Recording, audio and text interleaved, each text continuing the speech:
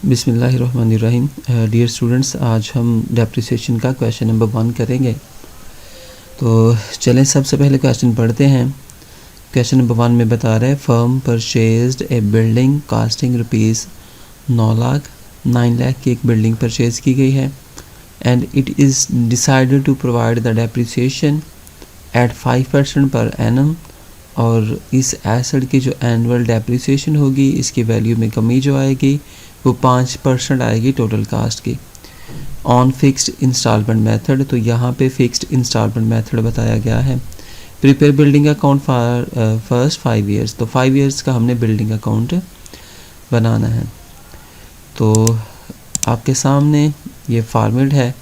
तो सबसे पहले हम जो भी कंपनी का नाम दिया होता है उसका नाम लिख लेते हैं। अगर नाम नहीं दिया होता, जिस एसेट का डेप्रिसिएशन अकाउंट कहा जाता है उस एसेट का हम नाम लिख लेते हैं। तो यहाँ पे हमें बिल्डिंग का डेप्रिसिएशन अकाउंट बनाने का कहा गया है, तो हम यहाँ पे बिल्डिंग अकाउंट लिख लेंगे। अब इसकी एक डेबिट साइड है और इसकी एक क्रेडिट साइड है। तो जो पहली ट्रांजैक्शन हम इसमें पास करेंगे, जो पहली ट्रांजैक्शन इसमें हुई है वो बिल्डिंग परचेज़ करने की हुई है। इन्फॉर्मेशन उसने आपको प्रोवाइड की है कि बिल्डिंग परचेज़ की गई है। तो बिल्डिंग परचेज़ करने की हम एंट्री यहाँ पे पास कर देंगे डेप्रिसिएशन अकाउंट में। और बिल्डिंग परचेज़ करने की एंट्री है एसेट अकाउंट डेबिट और बैंक अकाउंट क्रेडिट।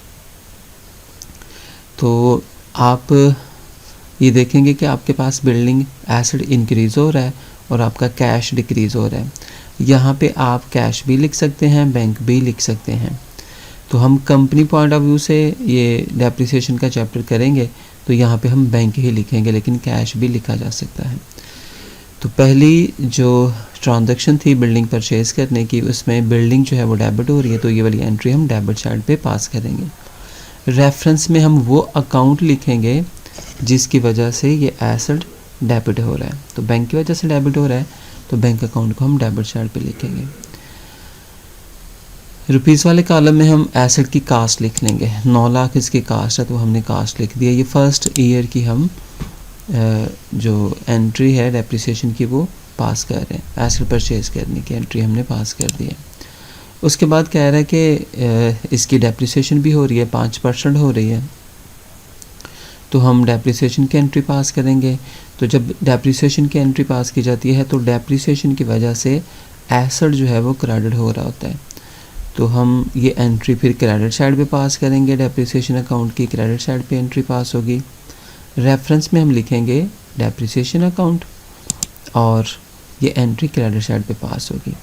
अब जो एसेट है उसकी वैल्यू है 9 लाख, उस पर 5% जो है वो डेप्रिसिएशन हमने चार्ज करनी है। तो ज़रा 5 तक़सीम 100 कर देंगे तो हमारे पास पहले साल की डेप्रिसिएशन आ जाएगी।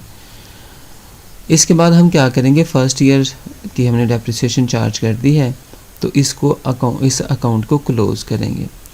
तो जब हम इसको क्लोज़ करेंगे तो हम इसका बैलेंस CD कैरी डाउन जो बैलेंस होगा वो हम कैलकुलेट करके लिख देंगे कि फ़र्स्ट ईयर के एंड पे जो मशीनरी हमने 9 लाख की ख़रीदी थी उसकी डेप्रिसिएशन हुई, तो डेप्रिसिएशन माइनस करने के बाद अब उस एसेट की वैल्यू कितनी रह गई है।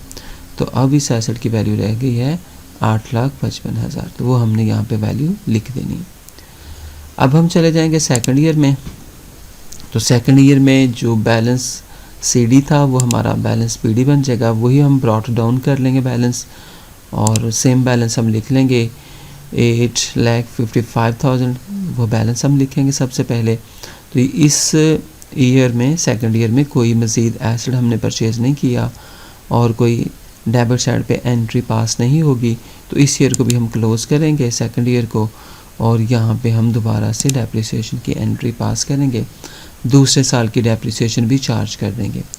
चूँकि ये फिक्स्ड इंस्टॉलमेंट मेथड है तो हमेशा हम कास्ट के ऊपर ही डेप्रिसिएशन लेंगे। तो हमारी कास्ट जो है वो शुरू में बता दी गई है वो 9 लाख है, तो 9 लाख के ऊपर दोबारा 5% डेप्रिसिएशन लेंगे तो उतनी ही डेप्रिसिएशन आएगी जितनी के पहले साल आई थी। वो डेप्रिसिएशन की अमाउंट लिखी जाएगी। अब बैलेंस BD में से हम डेप्रिसिएशन की अमाउंट माइनस करेंगे और अपना क्लोजिंग बैलेंस जो है, कैरी डाउन बैलेंस जो है वो हम फाइंड कर लेंगे, वो 8,10,000 आ रहा है। तो यहाँ पे हम देख रहे हैं कि एक एसेट जो हमने 9 लाख का ख़रीदा था, पहले साल भी उसकी डेप्रिसिएशन हुई, दूसरे साल भी हुई, और दूसरे साल के एंड पे जब हमने उसे क्लोज़ किया तो उसकी वैल्यू रहेगी 8,10,000। अब हम क्या करेंगे, इसी बैलेंस को तीसरे साल ट्रांसफ़र करेंगे। यही बैलेंस हमारा ओपनिंग बैलेंस होगा, बैलेंस ब्रॉट डाउन हम करेंगे ये वाला 8,10,000। और तीसरे साल भी हमने मज़ीद कोई एंट्री पास नहीं की, कोई एसेट परचेज़ नहीं किया, तो हम तीसरे साल भी इस एसेट को क्लोज़ करने के लिए डेप्रिसिएशन चार्ज करेंगे, डेप्रिसिएशन की एंट्री पास करेंगे। तो डेप्रिसिएशन की वही एंट्री पास होगी जो हम पहले करते आए हैं। इसमें हम क्या करेंगे, जो हमारी कास्ट है उसका दोबारा से 5% ले लेंगे, और जो डेप्रिसिएशन की अमाउंट आती है वो हम लिख लेंगे। डेप्रिसिएशन की अमाउंट लिखने के बाद दोबारा से बैलेंस बीडी में से डेप्रिसिएशन की अमाउंट को माइनस करेंगे और हमारे पास बैलेंस सीडी आ जाएगा। ये तीसरा साल है तो हमने 5 साल की डेप्रिसिएशन कैलकुलेट करनी है। तो तीसरे साल मज़ीद एसेट की वैल्यू कम हो गई। अब हम चौथे साल चले जाएंगे। चौथे साल में देखें, जो बैलेंस हमारा सीडी था वो बैलेंस हमारा बीडी बन जाएगा 7,65,000। यही बैलेंस हमने लिखा ओपनिंग बैलेंस के तौर पर 4th ईयर में।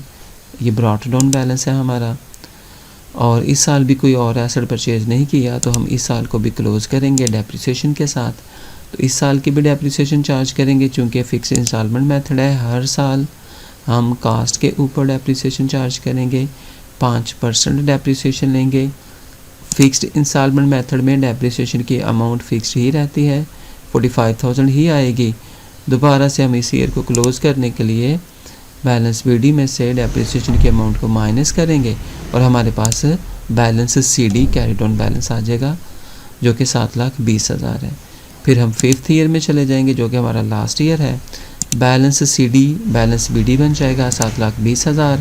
इस साल भी मज़ीद कोई ट्रांजेक्शन नहीं हुई, कोई एसेट परचेज़ नहीं किया, कोई एसेट सेल नहीं किया, तो हम इसको क्लोज़ करने के लिए इसकी डेप्रिसिएशन दोबारा से चार्ज करेंगे।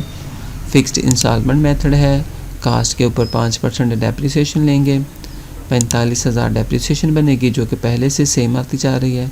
और इस ईयर को क्लोज़ करने के लिए हम दोबारा से इसका बैलेंस सीडी निकाल लेंगे। बैलेंस बीडी में से कास्ट को माइनस करेंगे तो हमारा बैलेंस सीडी आ जाएगा। और इस तरह ये क्वेश्चन जो है वो कंप्लीट होगा। 5 साल की डेप्रिसिएशन कैलकुलेट करने के लिए कहा गया था, तो वो हमने 5 टाइम डेप्रिसिएशन की एंट्री पास कर ली है। और एंड पे हमारा जो बैलेंस आएगा वो आ रहा है 6,75,000। तो ये हमारा हमारे एसेट की जो वैल्यू है वो ये रहती है आफ्टर 5th ईयर। शुक्रिया, थैंक यू।